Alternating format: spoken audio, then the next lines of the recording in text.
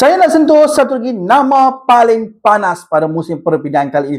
Hugo Ekitike. 2 minggu lepas, Chelsea telah menghubungi Eintracht Frankfurt untuk bertanya mengenai harga pemain tersebut. Jawapannya sangat-sangat jelas, 100 juta euro untuk Hugo Ekitike. Tetapi Chelsea baru saja sign Liam Delap dan mereka dah ada Nicholas Jackson. Jadi mereka tak sanggup untuk membayar harga tersebut. Jadi option sekarang tunggu harga turun ataupun mereka mencari pemain lain. Man United pun masuk campur. Dalam 3 hari terakhir ini mereka telah berbincang dengan agent Ekitike. Tanya status masa, tanya harga, tanya jika dia ada committed dengan kelab lain. Tapi jawapan masih sama, terlalu mahal. Cuma United masih kekal terus berhubung dengan ejen pemain tersebut. Sekarang masuk pula Liverpool. Darwin Núñez dijangka akan keluar daripada kelab Napoli dan kelab dari Arab Saudi tengah berunding untuk mendapatkan bola. Jika Darwin Núñez keluar daripada Liverpool, Hugo Ekitike memang calon utama untuk Liverpool. Liverpool dah contact ejen dia sejak hujung Mei dan masih follow up situasi semasa pemain tersebut. Jadi jangan lupa, walaupun banyak kelab masih meminati